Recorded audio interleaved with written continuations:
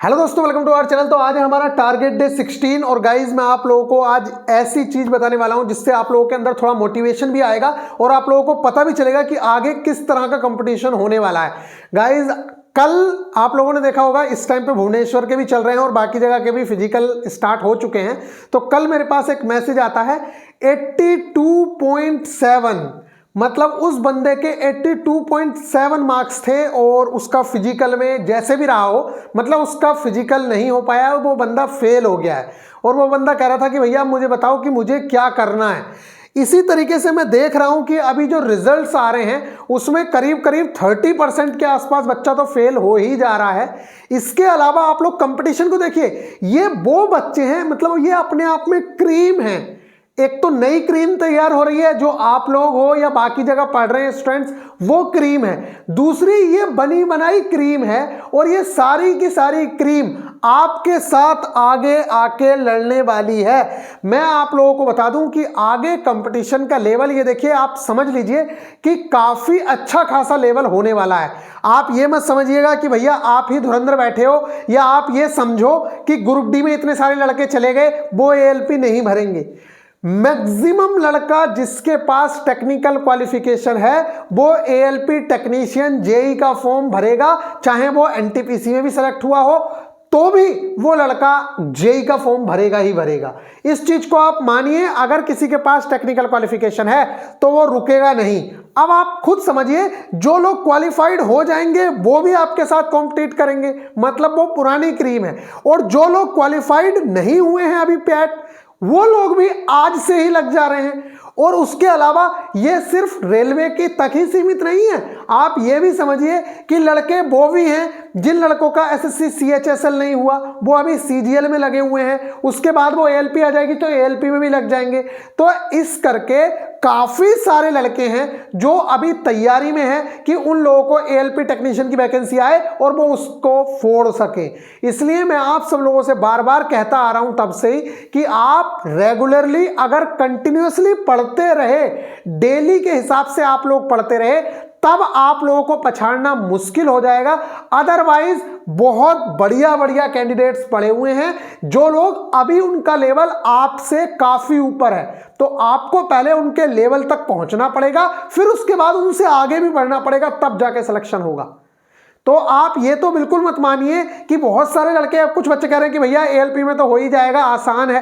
देखो, आसान सब कुछ हो जाता है जब आप पढ़ते हो, अदरवाइज आपके लिए कुछ भी आसान नहीं होगा। देखिए, मैं बार बार इसी वजह से कहता रहता हूं आप लोगों से कि बस आप एक काम करिए, जो डेली की चीजें आप लोगों को दी जा रही हैं बस आप उस चीज को कवर करते चलिए। अगर आपने वो चीज 100% कवर कर ली, 100% होगी भी नहीं, मैं कह रहा हूं 90% भी कवर कर ली, 80% भी कवर कर ली, तब भी आप लोग सिलेक्शन ले जाओगे। क्योंकि पेपर एज इट इज आपको देखने को मिल जाएगा आपके सिलेबस से, और यो सारी चीजें जो आपको कराई जाती हैं वो सारी की सारी आपके सिलेबस से हैं। आप खुद देख लो, एक न्यू क्रीम तैयार हो रही है। ग्रुप डी वाले लड़के मैक्सिमम, ये जो 3 लाख बच्चे हैं ना, इसमें से देखो 2 लाख बच्चा तो बाहर ही होना है। 2 लाख में से मैं मानता हूं 1 लाख बच्चा आपके साथ कॉम्पिटिट कर सकता है, या मान लीजिए 50,000 भी कॉम्पिटिट करेगा अगर आपके साथ, तो ये तो आपसे पहले से आगे हैं या नहीं है। तो आपको इनके लेवल से भी आगे जाना है। और इसके साथ साथ सिर्फ ये तो है ही नहीं, कुछ लड़के ऐसे भी हैं जिन्होंने ग्रुप डी फिल ही नहीं किए थे, वो डायरेक्ट सोच रहे हैं कि भैया एएलपी में जाएंगे। समझ आ रही है ना? कुछ लोगों को लगता है कि भैया हमारी जो है नीची हो जाएगी अगर हमने ग्रुप डी का फॉर्म भर दिया। तो ऐसे भी बहुत सारे लड़के हैं जो एएलपी की वैकेंसी का, जेई की वैकेंसी का वेट कर रहे हैं। तो मैं आप लोगों से बार बार कहता हूं और आज भी कह रहा हूं कि मेरे भाई, आप कहीं से भी करिए, जहां से मन करता है, आपकी जुबान पे जो सिलेबस पहला वाला है, कम से कम वो सारी चीजें आपके पास होनी चाहिए। आप जब तक नोटिफिकेशन आता है ना, तब तक आप इस सिलेबस से तो निपट ही लो। और जब नोटिफिकेशन आएगा, किस तरीके से चीजें होंगी, ऐसा तो है नहीं कि मैथ्स बंद कर देगा, रीजनिंग बंद कर देगा, साइंस बंद कर देगा, जीके बंद कर देगा। आपको 2-2 स्टेजेस से गुजरना है। एक पहली स्टेज में नहीं होगा तो दूसरी स्टेज में होगा, दूसरी में नहीं होगा तो तीसरी में होगा। कहने का मतलब यह है कि ये जो आप पढ़ रहे हो ये बेकार नहीं जाएगा। आपके एएलपी के, जेई के एग्जाम में ये सारी की सारी चीजें आनी ही आनी है, ये समझ लीजिए। इसके अलावा इंग्लिश या हिंदी आप लोगों को पढ़ सकती है, लेकिन उसकी जो प्रोबेबिलिटी है वो लगभग 10% ही है।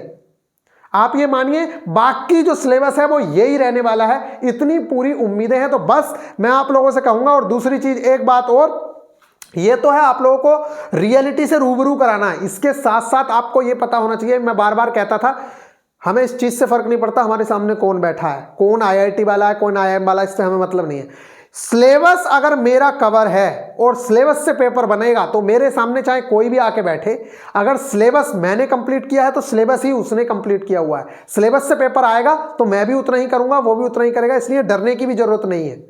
आप डरिए मत, लेकिन डेली के टारगेट्स आप अपने हिसाब से भी कंप्लीट कर सकते हैं, यहां से भी कर सकते हैं, जहां से मन कर सकता है वहां से कर सकते हैं। लेकिन अगर आप 1 दिन 2 दिन 10 दिन पढ़ाई ब्रेक करते हैं, रोक देते हैं, मजे करते हैं, एंजॉय करते हैं, तो आप समझिए कि उन 10 दिन में आपसे बहुत सारे लड़के आगे हो जाएंगे। और इस टाइम पे कंपटीशन का जमाना है, और इस कंपटीशन में अगर आप 1 दिन 2 दिन 4 दिन भी अगर पीछे रह जाते हैं तो आप लोगों के साथ ये बहुत ज्यादा, मतलब आप अपने साथ क्या करने वाले हो आप खुद समझ लीजिए। बस मुझे ज्यादा बोलने की तो जरूरत नहीं है, लेकिन मुझे पता है कि इस टाइम पे 2 दिन 10 दिन की कीमत बहुत बड़ी होती है। तो ये जो लड़के फेल हो के आ रहे हैं, ये सारे के सारे लड़के अब नेक्स्ट एग्जाम की तैयारी में है, और नेक्स्ट एग्जाम आप लोगों को भी पता है कि नेक्स्ट एग्जाम कौन सा होने वाला है और कौन सी वैकेंसी आने वाली है। सब लड़के टूट के पड़ेंगे और वैकेंसी आप लोगों के सामने एक ही है, और उसी की सब लोग तैयारी में लगेंगे। तो गाइज आप लोग बहुत अच्छे से तैयारी करिए, ये आज आप लोगों के टारगेट्स हैं। और मैं इतना कह रहा हूं, आप लोग चाहे अपने, देखो ज्यादा बोलने वाली बात नहीं है, बस इतना मैं कह रहा हूं कि जो पिछले टारगेट्स हैं ना, आप उन टारगेट्स के स्क्रीनशॉट लो, और जो पेपर आए हैं ग्रुप डी के कोई भी शिफ्ट का, उस पेपर को उठाओ और देखो कि क्या सारा का सारा पेपर लगभग क्या इन टारगेट से मैच किया है या नहीं किया है। बस आप इतना देख लेना, बाकी मुझे कहने की जरूरत नहीं है। तो और इस टारगेट को मैं कह रहा हूं, आप इन चीजों को लिख लो, और उसके बाद जब पेपर होगा, जब आप पेपर देने जाओगे, तब मैच कर लेना कि क्या फंसा है या नहीं फंसा है। ठीक है गाइज, अब चलिए यहां पे देखते हैं। आप लोगों के सामने है static GK and current affairs. इसमें हमने आज के लिए डाला है आप लोगों के लिए वाटरवेज एंड सी पोर्ट्स, बहुत ज्यादा पूछा जाने वाला टॉपिक है। स्टैटिक जीके का ही ये टॉपिक है एक तरीके से, कि आपसे ये बंदरगाह कहां पर है, ये बंदरगाह कहां पर है, इस तरह की चीजें आप लोगों से पूछी जाती हैं। तो ये टॉपिक की आपको वीडियो मिल जाएगी, आप लोगों को घबराने की जरूरत नहीं है, आप उस चीज को वहां से कवर करेंगे। इसके नोट्स भी आप लोग जरूर से जरूर बना लीजिएगा। नेक्स्ट है लेटेस्ट नियुक्तियां, अभी चल रहा है। मैंने आप लोगों से कहा कि नियुक्तियां एक दिन में याद होने वाला टॉपिक नहीं है, और इलेक्शन होगा उस टाइम पे, इसलिए आप लोगों से ये चीजें पूछी ही जाएंगी। मैं कह रहा हूं अगर चेंज भी हो जाएंगे ना उस टाइम पे, मान लीजिए इलेक्शन के बाद पेपर हुआ, पहली बात तो ऐसा होना नहीं है, लेकिन मान लीजिए इलेक्शन के बाद भी हुआ पेपर, तब भी आप लोगों से ये चीजें पूछी जाती रहती हैं बार बार कि किसका स्थान लिया है। अभी जो स्वास्थ्य मंत्री बने हैं, इनसे पहले मतलब इन्होंने किन स्वास्थ्य मंत्री की जगह पे स्थान लिया है, कौन से नंबर के स्वास्थ्य, मतलब स्वास्थ्य मंत्री तो नहीं पूछता, कौन से नंबर के ये प्रधानमंत्री हैं, कौन से नंबर के ये राष्ट्रपति हैं। तो जब आप लोगों को अभी वाले का पता होगा तभी तो आप नेक्स्ट वाले का बता पाओगे। तो इस तरह से आप लोगों को बहुत ज्यादा फायदा हो जाता है पुरानी चीजें कवर करने से। ठीक है गाइज, अब पार्ट 6 है ये लेटेस्ट नियुक्तियों का, ये भी हम कवर कर रहे हैं। तो लेटेस्ट नियुक्तियां हमारी चली रही हैं। लेटेस्ट नियुक्तियों में मैं बार बार कहता हूं, जिन चीजों को मैं मार्क करके दे रहा हूं, पहले उन चीजों को कवर करिए, वो ज्यादा इंपॉर्टेंट है। इसके अलावा बाकी को आप करो मत करो कोई फर्क नहीं पड़ता है, लेकिन जिन पे मार्किंग है उनको करना कंपलसरी है। नेक्स्ट बात करते हैं, तो ये रक्षा उपकरण है। जैसे कि आप लोगों से पूछ लेता है भैया कि चिनूक क्या है, तो अब उसके आगे ऑप्शन होंगे, एक मिसाइल है, हेलीकॉप्टर है क्या। ठीक है, इसी तरीके से हम लोग जो भी चीजें खरीद रहे हैं बाहर से, कई तरह के हथियार खरीदते हैं, तो उनके बारे में आप लोगों से पूछ लिया जाता है। कई बार ये भी पूछा जाता है कि इसका निर्माण किसने किया है, जैसे डीआरडीओ ने मान लीजिए कोई मिसाइल बनाई या कुछ किया, तो वो वाली चीजें भी आप लोगों से पूछी जाती है। तो ये रक्षा उपकरण के नाम आपको पता होने चाहिए कि अपाचे क्या है, इस तरीके के क्वेश्चन पूछ लेगा। अग्नि 3 क्या है, एक मिसाइल है क्या है, या रेंज भी पूछ लेता है कई बार। तो अग्नि वग्नि का तो सबको ही पता है, लेकिन ये वाली जो चीजें हैं कि अपाचे क्या है, और जैसे अभी मैंने आप लोगों के सामने नाम लिया, इस तरह की चीजें आप लोगों से पूछी जाती रहती हैं। नेक्स्ट है भारतीय नोटों के रंग एवं उन पर छपे चित्र। ये वाला टॉपिक भी काफी ज्यादा इंपॉर्टेंट रहा था ग्रुप डी 2018 में। तो ये मत सोचना बिल्कुल भी कि 2022 में जो आया है वही, देखो 2022 का मैथ्स जो है काफी इजी रहा था, तो ये लेकिन साइंस डिफिकल्ट कर दी, तो कुछ भी हो सकता है। आप ये मत समझिए कि जो 2022 में हो गया, क्या पता वो अगली बार 2018 वाला पैटर्न फॉलो कर ले। समझ रहे हो ना? तो किसी एक चीज को टफ करने के लिए वो कहीं से कुछ भी उठा सकता है। मैं कह रहा हूं, मैंने सारी शिफ्टों के पेपर देख लिए, मैथ्स ग्रुप डी का बहुत ईजी था, बहुत ईजी था। साइंस का लेवल अच्छा खासा था, लेकिन वो एनसीईआरटी से बाहर नहीं था जो आप लोगों को बताई गई थी। और बच्चों ने जो मार खाई है वो सबसे ज्यादा यही खाई है कि वो इधर उधर भटके रहे, उन्होंने एनसीईआरटी नहीं पढ़ी। और मैं आज आप लोगों से फिर से कह रहा हूं, कल भी कहा था, परसों भी कह रहा हूं, रोज डेली कह रहा हूं, एनसीईआरटी स्किप मत करना। उसका एक एक वर्ड इंपॉर्टेंट है। क्लास 9th और 10th की एनसीईआरटी की बुक ले लो और पढ़ लो। यहां पे देखो एक बुक पढ़ी होगी, ये 10th की है, ये देखो 10th एनसीईआरटी की बुक है, ये 10th की एनसीईआरटी की बुक है। उस टाइम पे भी मैंने इस पे मार्किंग की हुई थी। अरे ओपन हो जा भाई। अगर आप इसे देखेंगे तो मैंने देखो इस पे पहले ही लिखा हुआ होगा कि क्या इंपॉर्टेंट है क्या नहीं। ये देखो आप, ये आज का नहीं है, जब मैंने प्रिपरेशन की थी तब मैंने लिखा हुआ था। और आप देख लीजिए लिखा हुआ क्या है। ये कभी भी पूछ लेना आप, कभी भी किसी से भी बच्चे से पूछ लेना कि क्या भैया ने ये आपको एग्जाम से पहले दे दिया था या नहीं दे दिया था। ग्रुप डी वाले किसी भी स्टूडेंट से पूछना, एग्जाम से पहले ही इसके पेजेस आप लोगों को सेंड किए गए थे। और आप लोग एग्जाम में मैच कर लो क्या इन चैप्टर से सबसे ज्यादा क्वेश्चन पूछे गए हैं या नहीं। और कोई किसी को लगता हो कि भैया ने ये पेपर होने के बाद किया है, तब भी गलत है, क्योंकि मैंने ये वाली चीज उन लोगों को पीडीएफ में प्रोवाइड करा दी थी एग्जाम से पहले ही। तो गाइज ये चैप्टर्स हैं आप लोगों के 10th के। और 9th वाली मेरे पास अभी नीचे रखी हुई है, वो मैंने आप लोगों को दिखाई नहीं है, वो भी आप लोगों को दिखा चुका हूं पहले, तो आप लोग देख लीजिएगा। नेक्स्ट है हमारा जो चैप्टर है परमाणु एवं अणु। अभी मैं इस चैप्टर को समझाने वाला था, लेकिन कोई नहीं, आप लोगों को तो मैं जो लेक्चर सजेस्ट करता हूं उसमें कंप्लीटली समझाया ही जाता है बिल्कुल भी। और इंग्लिश मीडियम वालों के लिए, हिंदी मीडियम वालों के लिए, दोनों के लिए लेक्चर सजेशन चल रहा है इस टाइम पे। देखिए हम लोगों ने एनसीईआरटी का चैप्टर नंबर 1 और 2 अभी किया है, तो उसके क्वेश्चंस भी करने हैं। तो एनसीईआरटी एग्जाम्पलर से करने हैं उसके क्वेश्चंस। किस चीज से करने हैं? एनसीईआरटी के एग्जाम्पलर से करने हैं। ठीक है, वो मैं आप लोगों को पीडीएफ दूंगा। आप लोगों ने अगर अच्छे से किया होगा तो निश्चित तौर से आप एनसीईआरटी एग्जाम्पलर कर लोगे। और अगर नहीं हो रहे होंगे उसके बावजूद भी मैं आप लोगों को क्या दूंगा, इसके भी मैं आप लोगों को वीडियो लेक्चर सजेस्ट करूंगा, आप वहां से उस चीज को कंप्लीट करिएगा। ये एनसीईआरटी एग्जाम्पलर आप लोग करने हैं चैप्टर नंबर 1 और 2, ठीक है, केमिस्ट्री का। और उसके अलावा फिजिक्स के भी करवाएंगे, लेकिन अभी आप केमिस्ट्री के 1 और 2 करिए। और तीसरा चैप्टर हाफ पढ़ना है, इसलिए आपको क्या करना है, हाफ, आधा करना है। अभी हम 9th की केमिस्ट्री निपटा, 9th का फिजिक्स केमिस्ट्री निपटा लेते हैं जब तक इन बच्चों के फिजिकल चल रहे हैं, उसके बाद 10th स्टार्ट करेंगे। ठीक है गाइज, तो ये आप लोग करिए परमाणु एवं अणु। और जितनी भी दिक्कत हो आपको, अगर कोई भी किसी भी तरीके की दिक्कत आ रही हो टेस्ट में कुछ, तो मेरे साथ शेयर जरूर कीजिएगा। और अभी हम एनसीईआरटी एग्जाम्पलर का, इसके साथ साथ हर चैप्टर के 60-60 क्वेश्चन, हर चैप्टर के जो आने वाला है 50-60 क्वेश्चन का हम टेस्ट बनवाने वाले हैं। आपका जहां से मन करे वहां से पढ़िए और उसके बाद फिर जाके उस चैप्टर के टेस्ट लगाइए। चुनिंदा क्वेश्चंस उसके अंदर रखेंगे, मैं खुद देख देख के क्वेश्चन रखूंगा, सारे के सारे क्वेश्चंस उसमें हम देखेंगे कि हाँ भाई इन क्वेश्चंस में देखो, वो क्वेश्चन ईजी नहीं होंगे, मैं आप लोगों को बता दूं, वो क्वेश्चंस ऐसे होंगे जिनमें आपको दिमाग लगाना पड़ेगा। मतलब आपने अगर ढंग से पढ़ा है तभी आप उन क्वेश्चंस को अटेम्प्ट कर पाएंगे, लेकिन अगर उन क्वेश्चंस को कोई कर लेगा तो एक क्वेश्चन से ही वो 4-4 क्वेश्चन के आंसर कर पाएगा। इस चीज को भी ध्यान रखिएगा। नेक्स्ट है साइंस में, ये हो गया।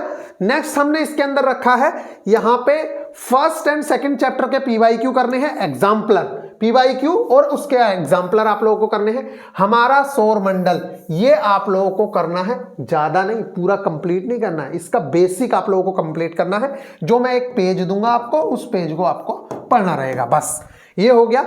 नेक्स्ट अगर मैं बात करूं तो इसके अलावा आप लोगों को मैथ्स में प्रॉब्लम्स ऑन नंबर्स, ये वाली चीज करनी है, संख्याओं पर आधारित प्रश्न ये करने हैं। इसमें जो सबसे ज्यादा क्वेश्चन पूछा जाने वाला है वो वही है कि दहाई और इकाई के अंक को आपस में, समझ आ रही है ना, कि वो बदल दिया जाता है। तो इस तरीके का जो क्वेश्चन आता है वो काफ़ी ज़्यादा इंपॉर्टेंट क्वेश्चन है।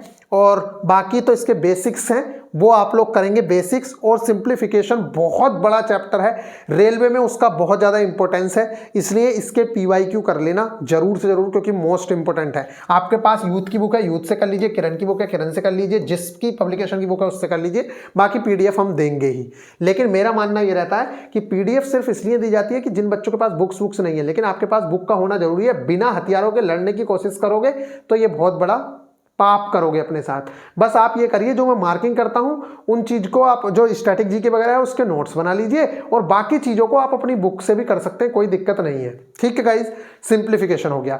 नेक्स्ट है रीजनिंग में हमने दिया है छिपी हुई आकृति। ये क्वेश्चंस ग्रुप डी 2018 में भी देखने को मिले थे, इस बार भी कुछ क्वेश्चंस देखने को मिले हैं, लेकिन कम देखने को मिले हैं। तो ऐसा बिल्कुल भी नहीं है कि इस बार नहीं आए हैं तो आपके एलपी में नहीं आएंगे, वो कभी भी क्वेश्चंस पूछ सकता है। तो छिपी हुई आकृति ये टॉपिक है, बहुत छोटा सा टॉपिक है। इसके अलावा आकृतियों का विचलन, डेविएशन ऑफ फिगर्स, ये आप लोगों को कंटेंट हम प्रोवाइड कराएंगे प्रीवियस ईयर का, कोई भी कहीं भटकने की जरूरत नहीं है, बस इतना आप लोगों को करना है। तो गाइज मेरा आप लोगों से बार बार यही कहना है कि देखो कंपटीशन तो बढ़ रहा है, लेकिन इसका ये मतलब नहीं है कि आप नहीं कर सकते हो, आप भी कर सकते हो और बहुत आसानी से कर सकते हो। बस एक काम करना है, सफलता के लिए बस एक ही चीज जरूरी होती है। वो देखा ना कछुए और खरगोश की कहानी में, बस एक ही चीज है, आपको निरंतर चलते रहना है। आप खरगोश को भी पीछे कर दोगे अगर आप निरंतर चलते रहे। अगर आप रुक गए तो फिर आप समझ लीजिए क्या होने वाला है। आप चाहे शेर हो, चाहे आप कछुए हो, चाहे आप कोई भी हो, फिर तो पीछे रहना ही है। इसलिए आप अपने ऊपर एक तो घमंड मत करिए कि भैया मेरा तो सब करा हुआ है, मुझे करने की क्या जरूरत है। आप उन चीज़ों को बार बार रिपीट करिए, रिवाइज करिए, उसी रिवीजन। बच्चे कहते हैं भैया मैं हर बार रह जाता हूँ, मैं पढ़ता तो बहुत हूँ, मेरा सिलेबस भी कंप्लीट है। सिलेबस भी कंप्लीट है, सब कुछ है, और उसके बाद आप रह रहे हो, तो एक ही चीज़ की कमी है, आप सही कंटेंट छांट नहीं पा रहे हो कि आपको क्या पढ़ना होता है एग्जाम के टाइम पे, और रिवीजन। ये दो चीजें हैं, ये बहुत ज्यादा इंपॉर्टेंट है। रिवीजन के बिना सिलेक्शन नहीं होगा, मैं बता रहा हूं। कितना भी पढ़ लेना, जितना मन करता है उतना पढ़ लेना, अगर आपने रिवीजन नहीं किया सिलेक्शन नहीं होगा। मिलेंगे नेक्स्ट वीडियो में, आप लोग ख्याल रखिएगा। बहुत अच्छे से आप लोगों के टारगेट्स भी चल रहे हैं, उसके टेस्ट भी चल रहे हैं। अभी आप लोगों को चैप्टर वाइज टेस्ट भी प्रोवाइड कराना शुरू कर देंगे, बस स्टूडेंट्स को आने दो। बहुत अच्छे से हम लोगों की तैयारी चल रही है। अभी इन लोगों के फिजिकल कंप्लीट होने दो, फिर देखना आप लोग धुआंधार तरीके से हम लोगों के टारगेट्स चलना स्टार्ट हो जाएंगे। मिलेंगे नेक्स्ट वीडियो में, ख्याल रखिएगा, टेक केयर।